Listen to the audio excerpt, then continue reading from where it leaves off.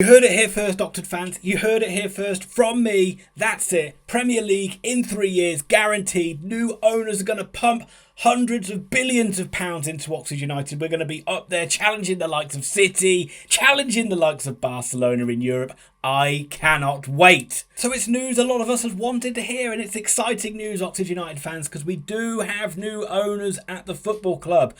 I think James Roberts put on a tweet saying it's been like 550 days that this has been rumbling around. But finally, we do have some clarity. Oxford United have new owners. It's a little bit weird for me because I was just about to put a video up, 15 minutes away from putting up a video, which will now go up on Thursday. You can see the thumbnail there. It's very optimistically titled, "So Far, So Terrible," talking about all the things that have gone bad so far this season for Oxford United. It was a long video. I did it with my brother, and part of it was about the ownership and the off-the-field stuff. A lot of that's going to be null and void now when you see it on Thursday, but only my bizarre ramblings from my brother about his Robbie Fowler conspiracy theories will remain. And it'll also take away all this positivity and bring you back down to earth ahead of our visit to Charlton. That's what we need, isn't it?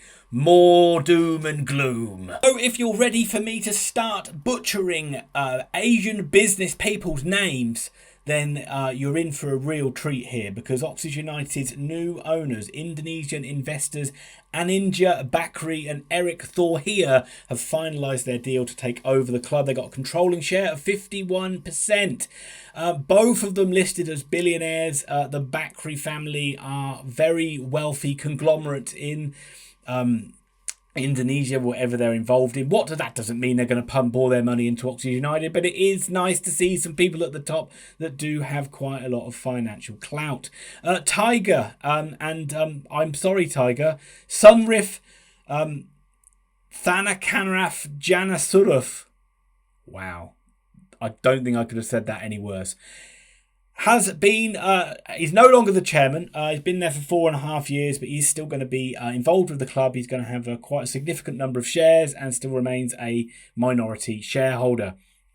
Tiger, along with Horst Geike and Pyroj PM Ponjant. Again, really bad. This is a quote from the Oxford Mail website. Remain fully invested and supportive of the club, it said in the Oxford United statement. Grant Ferguson, who was appointed director of the club earlier this year, will now resume the role of chairman. Tim Williams, who's been involved with clubs like Inter Milan and Man United, so you would think a wealth of experience from him, comes in to take over the chief executive role. So that is an exciting appointment. And Niall McWilliams will assume the role of chief strategy officer.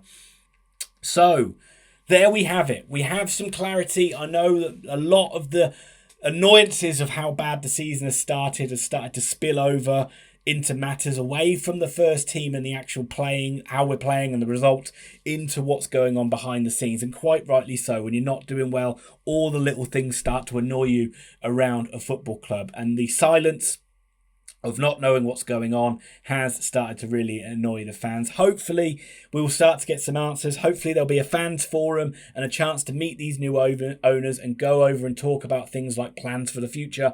In the short term, obviously, that people will talk about a playing budget in terms of what we can bring in January. And moving forward, critically, in my point of view, is information about this new stadium.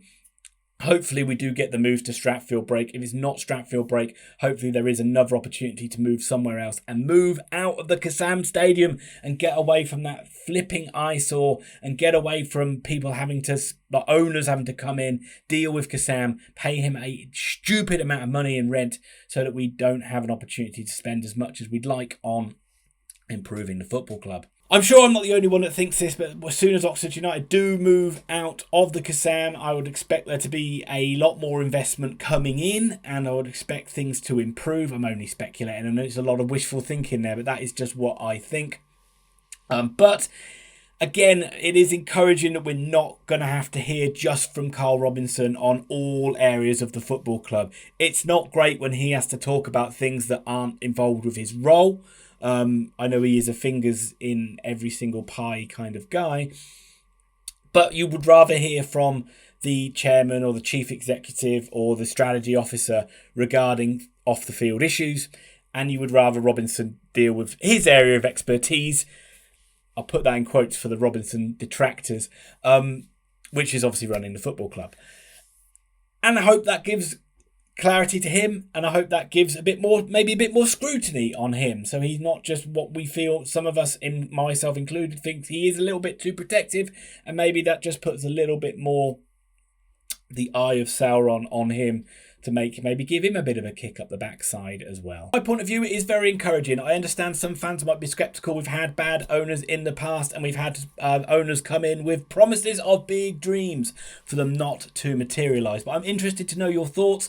Let me know down below. Let me know if you agree with me that we will be challenging the likes of Real Madrid and going to the World Club Championship in probably no less than 5 years' time. But let me know down in the comments. I'm really interested to know what you think. I will be back. That very negative video about Oxford United will come up on Thursday. I'll also do a review of the Charlton game on Saturday. Hopefully some players can come back. We can get 3 points, much needed 3 points in that one. But if you like the content, hit like. If you can subscribe, that'd be great. But other than that, I think happy days for Oxford United. Let me know what you think, and I'll see you soon.